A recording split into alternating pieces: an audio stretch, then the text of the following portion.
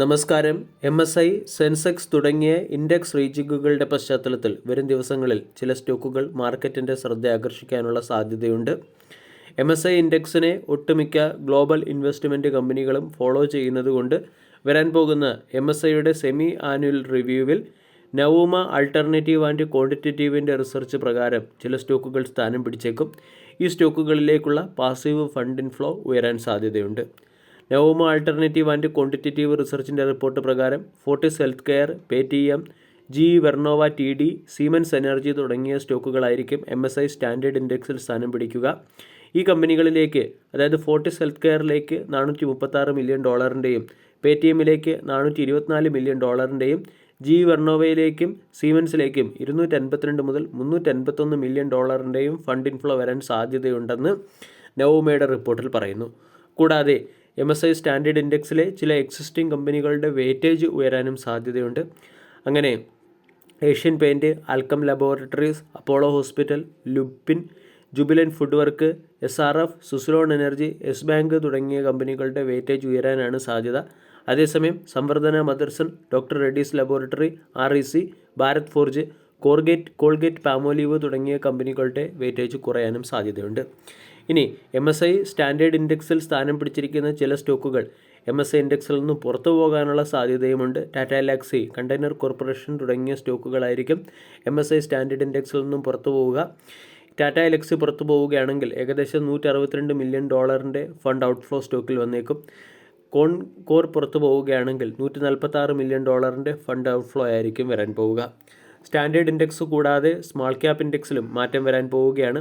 MSI small cap ഇൻഡെക്സിൽ ACC, Honeywell automation India, Leela palace hotel, Blue Jet health care തുടങ്ങിയ സ്റ്റോക്കുകൾ സ്ഥാനം പിടിച്ചേക്കും.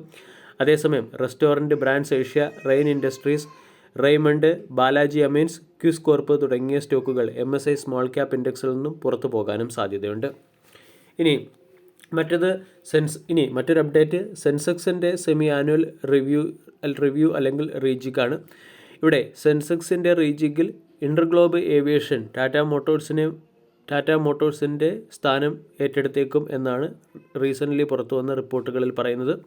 ടാറ്റ മോട്ടോഴ്സ് സെൻസെക്സിൽ നിന്നും പുറത്തു പോകാനും ആ സ്ഥലത്തേക്ക് ഇൻഡിഗോ കടന്നു വരാനും സാധ്യതയുണ്ട്. കൂടാതെ ഇൻഡസൻഡ് ബാങ്ക് സെൻസെക്സിൽ നിന്ന് പുറത്തു പോകാനും അവിടെ മാക്സ് ഹെൽത്ത് കെയർ ഇൻസ്റ്റിറ്റ്യൂട്ട് കടന്നു വരാനും സാധ്യതയുണ്ട്.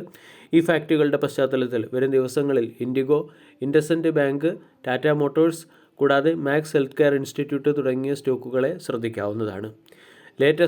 റീസെൻ്റ്ലി നിഫ്റ്റിയിലേക്ക് മാക്സ് ഹെൽത്ത് കെയർ ഇൻസ്റ്റിറ്റ്യൂട്ടും ഇൻഡിഗോയും കടന്നു വന്നിരുന്നു. അതുപോലെ തന്നെ സെൻസെക്സിലും ഈ രണ്ട് സ്റ്റോക്കുകളും വരാൻ സാധ്യതയുണ്ട്. ഇൻഡിഗോ എന്ന കമ്പനി റീസെൻ്റ്ലി 7,294 കോടി രൂപയുടെ ഫണ്ട് റൈസിംഗ് പ്ലാനും അവതരിപ്പിച്ചിട്ടുണ്ട്.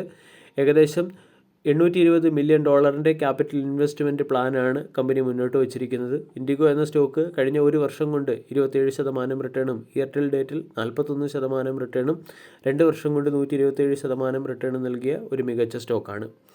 മറ്റൊരു അപ്ഡേറ്റ് ലൈഫ് ഇൻഷുറൻസ് സെക്ടറിലെ സ്റ്റോക്കുകളെയും വരും ദിവസങ്ങളിൽ ഫോക്കസ് ചെയ്യാവുന്നതാണ്. ലൈഫ് ഇൻഷുറൻസ് സെക്ടറിലെ ചില പോളിസികൾ ഗവൺമെൻറ് ഈ ശൈത്യകാല പാർലമെൻറ്റ് സെഷനിൽ അവതരിപ്പിക്കാൻ സാധ്യതയുണ്ട്. അതുകൊണ്ട് വരും ദിവസങ്ങളിൽ ലൈഫ് ഇൻഷുറൻസ് സെക്ടറിലെ സ്റ്റോക്കുകളെ ഫോക്കസ് ചെയ്യാം. ഇന്നത്തെ ട്രേഡിംഗ് സെഷനിൽ തുടക്കത്തിൽ ലൈഫ് ഇൻഷുറൻസ് സെക്ടറിലെ പല സ്റ്റോക്കുകളിലും ഉയർന്ന സെല്ലിംഗ് പ്രഷർ വരികയും ചെയ്തു. ഇവിടെ ശൈത്യകാല സമ്മേളനത്തിൽ അവതരിപ്പിക്കാൻ സാധ്യതയുള്ളതും ഇൻഷുറൻസ് സെക്ടറുമായി ബന്ധപ്പെട്ടതുമായ ഒന്നാമത്തെ update open architecture government insurance സെക്ടറിൽ കൊണ്ടുവരാൻ പോകുന്നു എന്നതാണ്. നിലവിലെ സ്കീം അനുസരിച്ച് ഒരു കമ്പനിയുടെ ഇൻഷുറൻസ് ഏജൻറ്റിന് ആ കമ്പനിയുടെ പ്രൊഡക്റ്റുകൾ മാത്രമേ വിൽക്കാൻ സാധിക്കുകയുള്ളൂ. ഉദാഹരണം, HDFCയുടെ ഇൻഷുറൻസ് ഏജൻറ്റിന് HDFCയുടെ പ്രൊഡക്റ്റുകൾ മാത്രമേ വിൽക്കാൻ സാധിക്കുകയുള്ളൂ. അതേസമയം ഗവൺമെൻറ് കൊണ്ടുവരുന്ന പുതിയ ബിൽ പ്രകാരം ഇൻഡിവിജ്വൽ ഏജൻറ്റിന് കസ്റ്റമറിൻ്റെ ചോയ്സ് അനുസരിച്ച് ഏത് ഇൻഷുറൻസ് പ്രൊഡക്റ്റുകൾ വേണമെങ്കിലും വിൽക്കാവുന്ന രീതിയിലുള്ള ഒരു ബില്ലാണ് കൊണ്ടുവരുന്നത്. ഇതുമൂലം കമ്പനികൾക്ക് അവരുടെ ഇൻഡിവിജ്വൽ ഏജൻറ്റിന് മുകളിലുള്ള കൺട്രോൾ നഷ്ടമാകും. അതുകൊണ്ടാണ് ഒട്ടുമിക്ക ഇൻഷുറൻസ് കമ്പനികളും ഈ ബില്ലിനെ എതിർക്കുന്നത്. ഇൻഷുറൻസ് സെക്ടറുമായി ബന്ധപ്പെട്ട് പുറത്തുവരുന്ന രണ്ടാമത്തെ അപ്ഡേറ്റ് ഇൻഷുറൻസ് സെക്ടറിലുള്ള foreign direct investment limit government മാറ്റിയേക്കും എന്നുള്ളൊരു അപ്ഡേറ്റാണ്. ഇപ്പോൾ ഇൻഷുറൻസ് സെക്ടറിലുള്ള ഫോറിൻ ഡയറക്റ്റ് ഇൻവെസ്റ്റ്മെൻറ്റ് ലിമിറ്റ് 74%. ഈ ലിമിറ്റ് പൂർണ്ണമായും നീക്കിയേക്കും എന്ന രീതിയിലുള്ള ചില അപ്ഡേറ്റും വരുന്നുണ്ട്. ഇതിൻ്റെ പശ്ചാത്തലത്തിൽ വരും ദിവസങ്ങളിൽ ഇൻഷുറൻസ് സെക്ടറിലെ സ്റ്റോക്കുകളെയും ഫോക്കസ് ചെയ്യാം. വീഡിയോ എല്ലാവർക്കും ഇഷ്ടമായി എന്ന് വിശ്വസിക്കുന്നു. താങ്ക്